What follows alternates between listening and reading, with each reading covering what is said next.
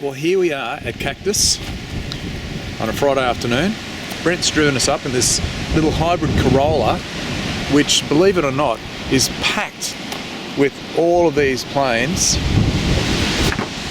plus those that are still in there. So, and yeah, it's windy. It's probably 20 knots or something, and very dusty. You can sort of see the haze out there, and the place is so dry. I just feel sorry for the owners of these places, or people that live around this way, because it's just so long since they've had any amount of water.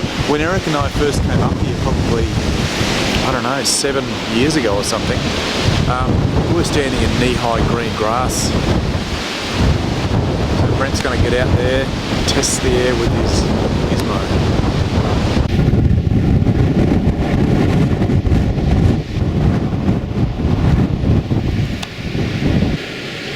Yeah, pretty rough out there. Just over to the right hand side, the northern side of the hill, Brent's saying it's getting really chopped and bounced around a fair bit. See it about there. Just diving in.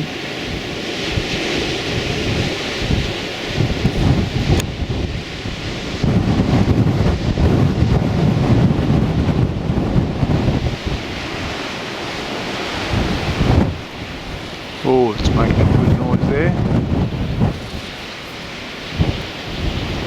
Grab my glasses so they don't fall off the back of my head while I'm doing this videoing. I've definitely lost a bit of practice at keeping the camera in the screen of this thing. My vision's absolutely up the shit, so it doesn't help.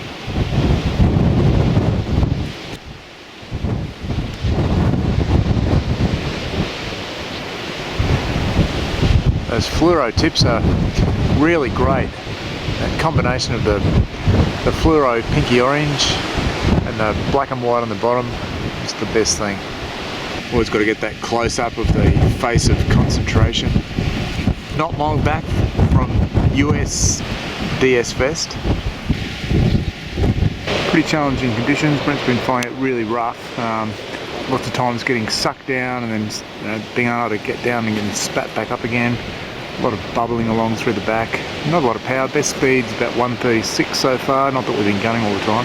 Yeah, the wind probably has a bit more north in it than you'd ideally like. Backside landing coming up.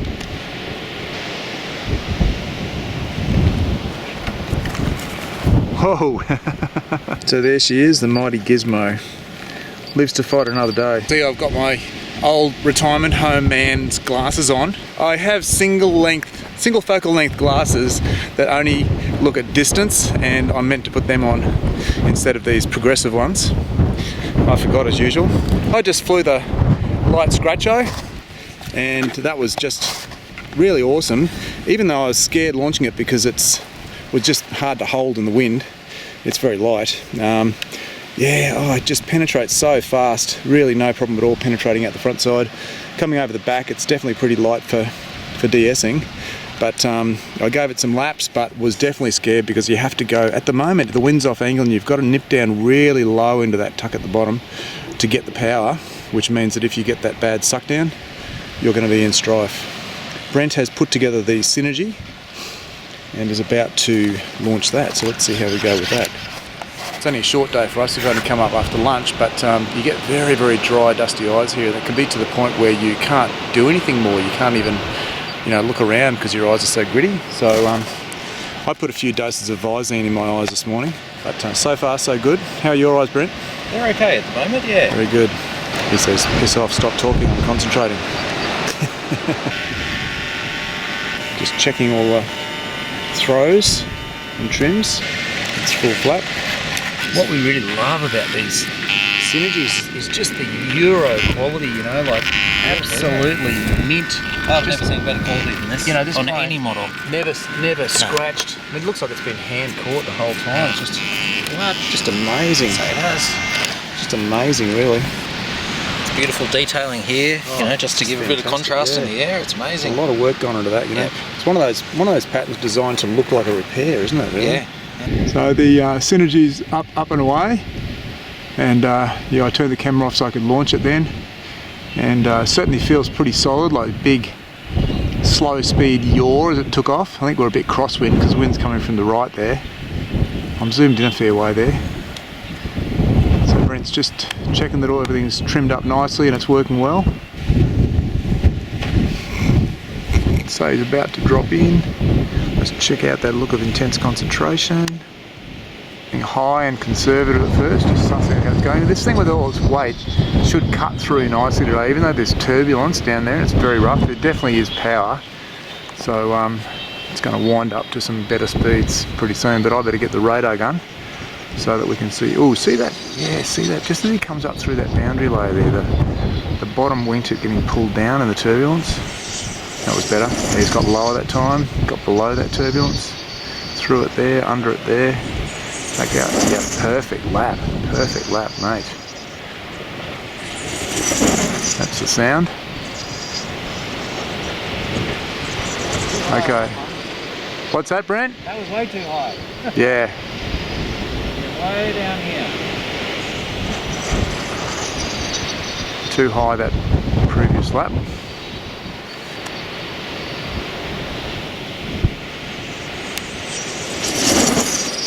Yeah, see, lazy rolling as it comes up. It's definitely pretty off. The wind's just, if the wind swung 10 degrees further south towards the west-southwest direction, it would just be unreal. But that's been said before. Tekapo, Larrikin, Wainui. A number of times people have said that wind just changed angle a bit. That's what it's all about, isn't it? Getting that perfect flow of air over the top with the dead air on the back. Minimal turbulence. Sorry to crap on, guys, it's been a while since I've done a video. And just filling up with typical AvB lightweight waffle. There just wasn't a lot of power there, so it's a bit slow and lumbery. So Brent's been flying for a fair while now, but the conditions aren't really good. They're coming and going in a big way. And the highest was a speed of 223. Worked pretty hard to get over 200 for a long time. 205, 215, 217. So it's become good again. 223 equal best. 225. Yeah, he hung around on the front for quite a while. Just and really wasn't even gaining much height for a fair while after that slow exit, and gradually got some height and thought, yeah, the lift is better, and dive in, and sure enough it gradually picked up. 238. So Brent says he's starting to fade a bit. He's been going for ages. I haven't been videoing much of this, but he actually has two battery packs of nickel metals. The landing procedure for Brent, it's walked down the front of the hill a bit, and he's bringing the plane right across. Oh gee whiz. There's normally some nice lantana springiness there to support it, but there's not a lot of lantana or anything now that it's so dry. That was a bit rough with the rocks. I didn't really think those rocks where I was standing. No, you can't. Oh man, it's a shame to get dust on a new model like this. That's terrible. Yeah. Ah yes, soft servo. Yeah. Oh well. Ah, that's right. Got a crunch in the wing. Damn.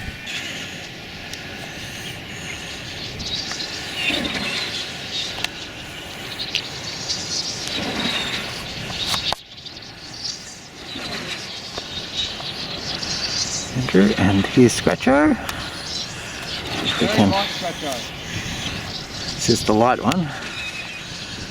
We'll just see if we can track him. Okay.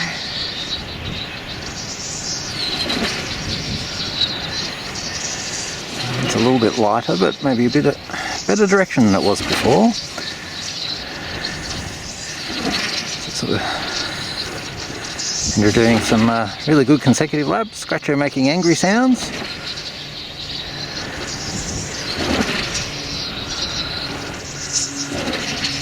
Great.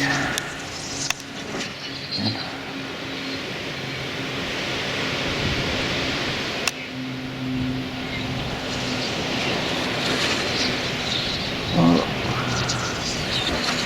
being a light Scratcho, it wasn't terribly happy before when it was rough and more powerful. Now it's just eased enough. And they're pretty slick, these planes. They turn hard when they're light. This one's maybe 1.1, 1.2 kilos, Andrew. Oh really, this one's very light then, 900 grams.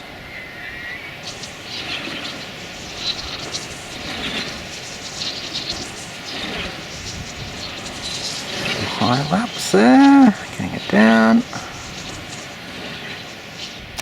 There you go, Andrew flying Scratcho at Cactus. That's about as exciting. Getting a bit later in the day, the sun's getting very glary out there, and Brent is now flying his BOP. So for the uninitiated, BOP stands for Bird of Prey.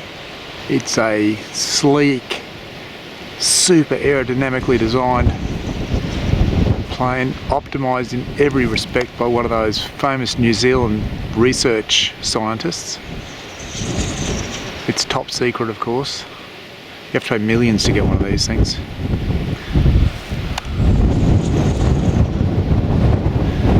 Very interesting thing. It actually looks a little bit like a shovel-nosed shark or something, with its very flattened fuselage shape and the very blended fuzz. Slightly forward swept wings. As you can see by this New Zealand creation, it's just absolutely amazing. I mean, no model aeroplane in history has ever been as fast as this. 119 miles an hour. I mean, the hard thing about buying one of these planes from those guys in New Zealand is the language barrier. When Brent ordered this thing, the guy was sure he knew what he was talking about, and next thing a whole shipping container full of baby nappies turned up. Yeah, he's just saying fortunately he also found a couple of reaction testers with the shipment as well. So the reaction tester is another scientific experiment conducted by another New Zealand aerodynamic scientist, designed to find the limits of any RC flyer. 131, Brent. I was just saying, Brent, it's bloody smooth, that thing. Like, it's really, Yeah, just seems to slip around, and it's very unaffected by the turbulence. it is. Now, when I first got it and built it, it was about 1.1 kilos, so 1100 grams. Yep. Took it to Weldon, and it did get a little bit affected in the turbulence where it get rolled a bit. So Yep. you put maybe a bit over 100 grams of lead shot in each tip, maybe a little bit more. Alex would remember, he did it. And so the weight's a little bit more, but it's really helped smooth it out. Because there's not a lot of mass in the tips, because they really taper a lot, and a lot more mass in the middle of the plane with this fuselage design. Yep. Which is designed really to cater for FPV as well as this. So it's got a very roomy nose. The camera in there. Done some FPV cameras, Oh, right. motor on the back. Yep. I'm really amazed though, seriously, just it's a bit like an ice puck, you know, it's got that Yeah. K2M look about it, but it's like there's no turbulence at all in the air. Now, Yeah. unless the air's changed, but I was just flying my Nix out there 15 minutes ago, and, you know, I mean, the CG was a bit back, but it was really sort of fluttering around down the bottom there and getting knocked about. This thing's like it's got a gyro in it. Yeah. Beauty of heavy planes on a rougher day. They tend to smooth it out. Yep. Particularly with tip weight into it. Span loading, whatever you want to call it. Okay, well, that was the flight with the BOP. I think the best speed was 133. 133. Just washing off some speed here on the backside.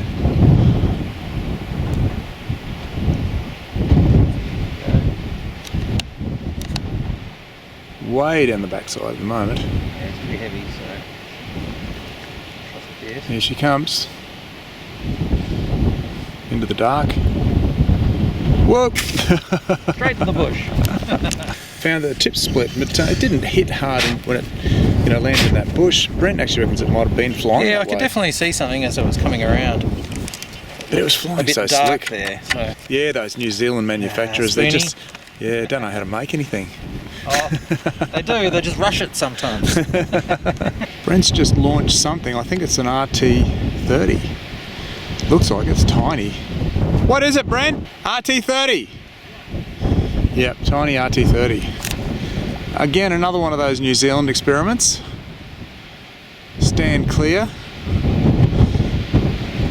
I've just been flying my beautiful Furio. This is one I bought recently. Couldn't help myself, saw it advertised. The guy called it a Furio. I don't really understand the differences between Nixes and Nix Furios and Nix Atomics and so on. But this thing is just gorgeous. Strangely, it's a full fiberglass layup, so it's probably pretty old, but it was in pristine condition when I got it. And yeah, it flies just beautifully, lands beautifully, but 145, I think de-essing was about the maximum. The wings were really given a big rumble at that speed. Yeah, first time I flew it today, it definitely was unstable out there, but we reckoned the CG was too far back, so put a big lump of lead in the nose, and boy, it was so much better the next time when I just flew it now. But still, you know, I just had to do big lazy circles and leave the top turn too late and things like that because it was just too likely to blow up, I thought. So here it is, the reaction tester, the RT30. Mighty little plane. I've got a gorgeous one of these hanging on my wall with the letters AvB on it that Alex gave me as a present in New Zealand, which I'm extremely proud of. I've never fitted it out. It's very light, but yeah, I think it'll last longer as an ornament than as a flying plane. Gee, that thing goes all right, eh? Yeah. You can see that fluoro red and the white are really great, particularly late afternoon. There's a problem, usual story, this has been reported many times, but you know, that idea of flying in and out of the shadow becomes an issue in the late afternoon. It's not quite there yet, it's mostly still in the sun, but you do get the problem where it shifts into the shadow and the plane, all that fluoro just becomes a bit of a smudge.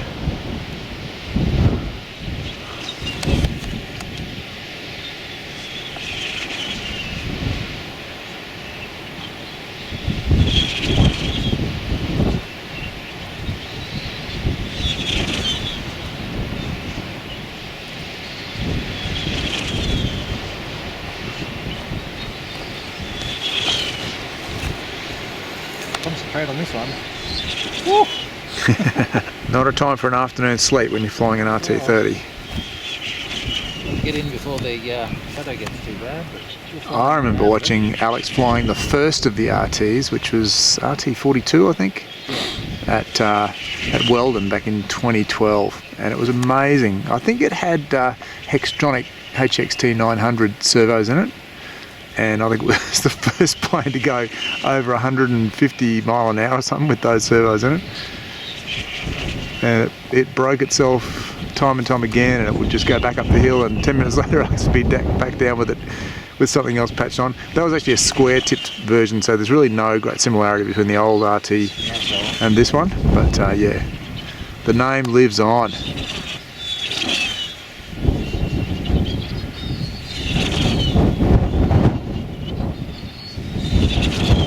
I pressed the record button too early, didn't get the landing, I'm sorry, but it was good. Straight up the backside, little cloud of dust, flat landing. There's just no green grass anywhere, nothing soft, and of course all the rocks are exposed. You know, Flinders in the distance there, a dry landscape.